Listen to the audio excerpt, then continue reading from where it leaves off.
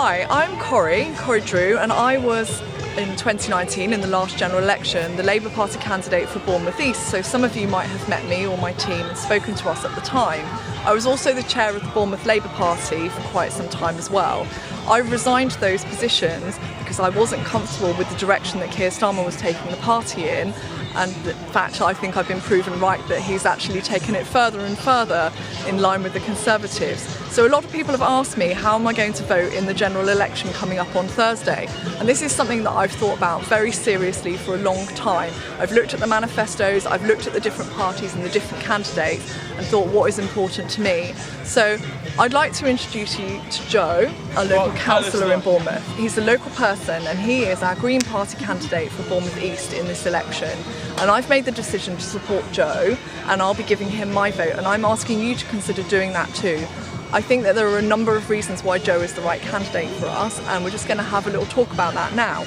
So Joe, can you tell me what policies do you think are particularly important from the Green Manifesto, which is absolutely fantastic? I don't know if you've read the Green Manifesto, there's some absolutely excellent policies in there. I would say it really focuses on the two key things at the moment for us in Britain of solving inequality and the climate crisis. We want to know what policies you think would be particularly good for people here in Bournemouth. And I'd like to ask you about housing first, because that's an issue that I know is really important to both of us.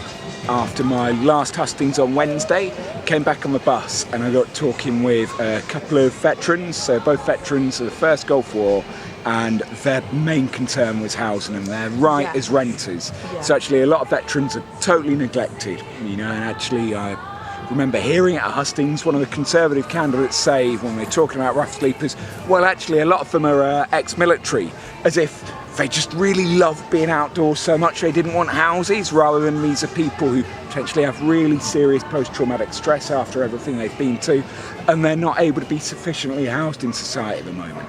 Actually, we really need to protect people like renters. So I really support the abolishing of no-fault evictions. I think they're a massive problem. Interestingly, landlords I've spoken to have said that they're very comfortable with the idea of getting rid of no-fault evictions. Their problem is when they've got just cause to evict somebody who is a nightmare tenant, the courts are too backed up to process those properly. So actually, they don't mind the introduction of no-fault evictions. The only people who really benefit from these are the rich, very corporate landlords, mega landlords, and they're the people who donate to Labour and the Tories, and that's why that policy won't see the light of day while we have them in power. Similarly, capping rents is absolutely key. Local authorities should have that power. That's something BCPs should be able to do. We've got extortionate rates here in Bournemouth. It's impossible for people to live and work here in a lot of cases. Then we need to build more council houses. So Green Party policy is 150,000 new council houses every year, and 20 right to buy, so those houses stay within the community and don't become for-profit houses and remain homes. Another area of policy that I know is important to both of us is the issue of the environment. Of course, you're a Green Party candidate, so we know that that's important to you, and anybody who's been following me will know that also I've been campaigning on the environment since I was a little girl, and I'm a vegan. Do lots of different environmental stuff, and I think that we can all agree that we do need to protect the environment because it is what sustains us, and we know that the main parties, the Labour Party and the Conservative Party, have completely said nothing about the environment. Every so often they'll have a go at the climate protesters and they'll threaten to imprison them and they'll demonise them, rather than actually looking at the problem, which is clearly crazy because we need to maintain our environment. So the Green Party again are doing fantastically on this. Of course, it was their founding issue. So in terms of Bournemouth and what affects us here, which of the Green Party policies around the environment do you think are particularly important for us in Bournemouth? We missed a real opportunity with the Navitas Bay project. That would have been fantastic. Yeah. That would have been jobs in the area. That would have added to our energy security and helped keep our bills down. Let the message be clear. This place does tourism. We do not do wind farms. And so one thing we need to do is sort out our planning system, so things like that aren't prevented from going ahead for really spurious reasons.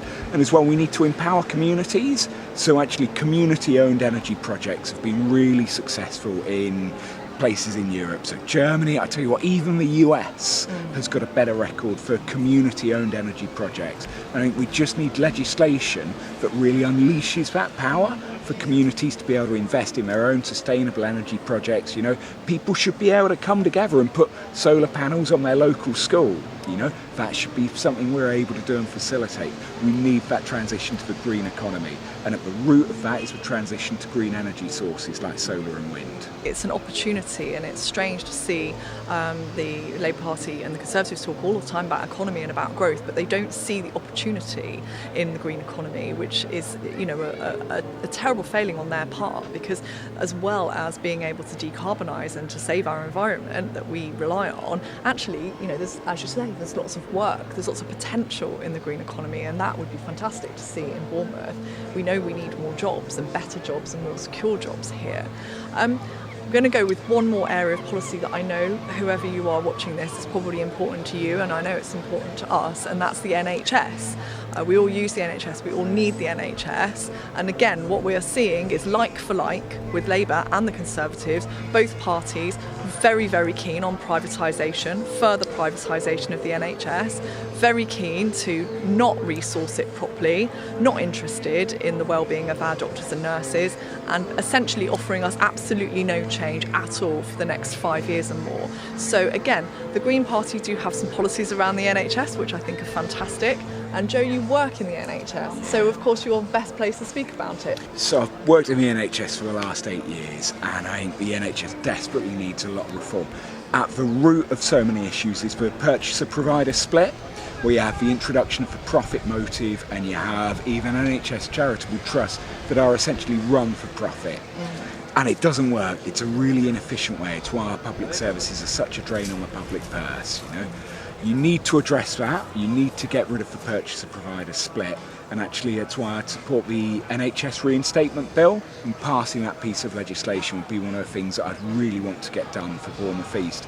Separately, nobody can get an NHS dentist in this part of the world. You know, it's just impossible.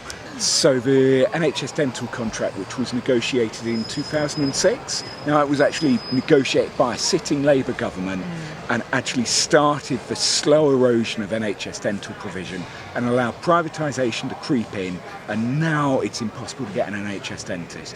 To address that, we need to renegotiate that contract. As a local councillor, we try doing things with Health Watch around getting better dental provision, but at its core, there are not enough NHS dentists, and we need to let dentists come back to the NHS by sorting out that contract so it works for everybody again. And I think that's stuff that affects all of us day to day. This isn't just big picture international stuff or national stuff. This is stuff for us day to day in Bournemouth. Now, I know if you're still listening at this point in the video that the question that you're probably asking is, shouldn't we be voting Labour to get the Tories out? I'd like to address that directly and say voting Labour to get the Tories out makes no sense, because the Labour Party under Keir Starmer is the Tory party. They are Conservatives to their very core. His values are right-wing. He has been pushing the party further and further to the right. We have seen racism, we've seen homophobia, we've seen transphobia, we've seen that he is very keen on war, he doesn't mind about genocide, we've seen him bully people within his own party, we've seen him remove Jewish members of the Labour Party because they don't disagree with him, we've seen him being really controlling and really undemocratic within the Labour Party. So if those are his attitudes now when he's trying to impress us, what is he going to be like if he's our Prime Minister? I am aware that it looks, according to the polls, that we believe that Keir Starmer is going to be our Prime Minister next Friday, and we can't necessarily stop that individually from happening, that big tide. But what is really important is to make sure that there are people in Westminster that can hold Keir Starmer and his Labour Party to account, and that we can show that we are not happy with having red Tories in government. We want change, we want meaningful change for ordinary people, not for the people at the top. We don't just need business as usual and to just swap the faces around and have exactly the same policies in place. So we need to make sure that we are electing independents, Green Party people, making sure that you are looking at those who are available in your area if you're not in Bournemouth.